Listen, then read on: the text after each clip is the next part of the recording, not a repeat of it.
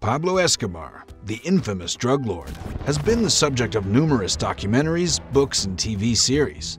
He's best known for running one of the largest drug cartels in history, responsible for the majority of the cocaine trade in the 1980s. But just how big was Pablo's cartel? In this video, we'll take a deep dive into the history of the Medellin cartel, its operations, and its impact on the world. Did you know that Pablo Escobar's cartel was so massive that it made him one of the richest people in the world, with an estimated net worth of $30 billion?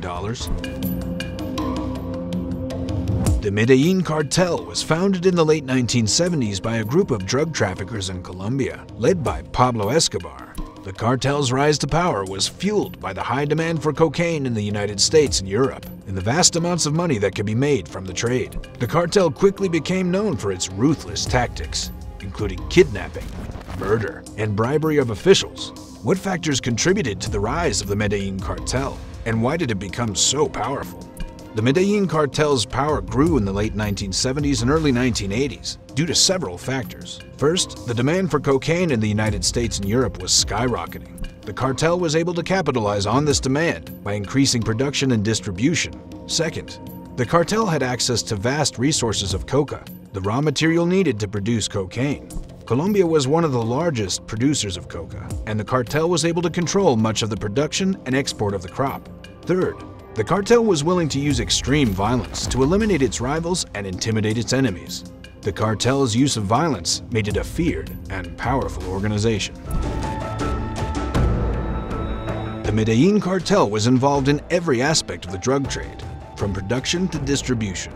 They smuggled cocaine into the United States through a variety of methods, including planes, boats, and even submarines. The cartel also had a network of distributors and dealers across the United States who sold the cocaine to users. In addition to cocaine, the cartel was also involved in other illicit activities, such as money laundering and arms trafficking. How did the cartel manage to transport such large quantities of cocaine into the United States? And what other illegal activities were they involved in? The cartel used a variety of methods to smuggle cocaine into the United States. They would hide the drugs and shipments of legitimate goods such as fruits or textiles. They also used corrupt officials and law enforcement agencies to help them transport the drugs across borders. In addition to cocaine trafficking, the cartel was involved in a wide range of other illegal activities. They laundered money through front companies, invested in legitimate businesses to conceal their profits, and trafficked weapons to support their operations.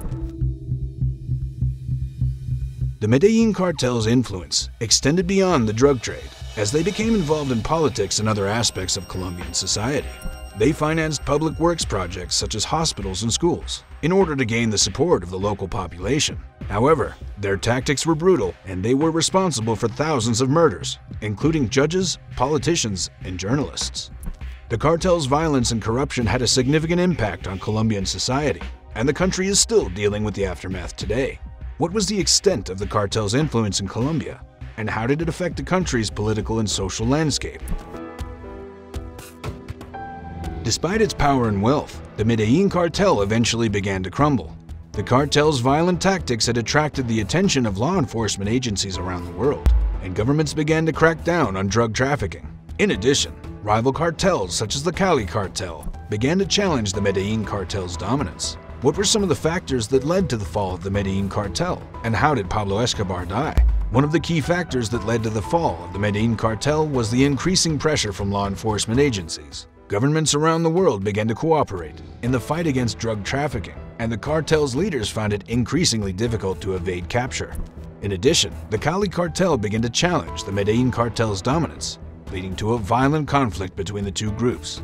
Pablo Escobar was killed in 1993 during a confrontation with Colombian authorities. He had been on the run for months, hiding in a safe house in Medellin. Colombian police located the house and launched a raid, which ended in a gunfight between Escobar and his bodyguards and the police. Escobar was shot and killed during the confrontation.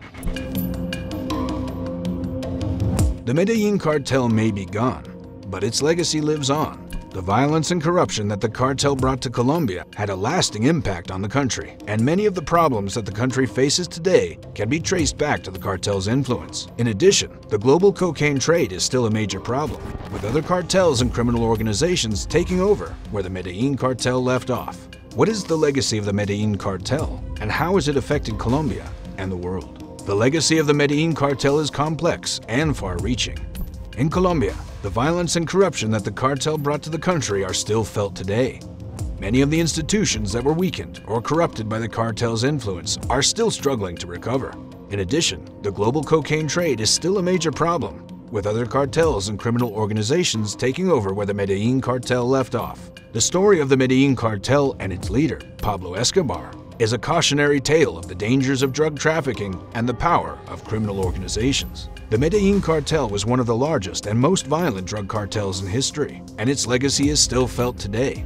It serves as a reminder of the need for international cooperation in the fight against drug trafficking and the importance of addressing the underlying social and economic factors that contribute to drug use and production.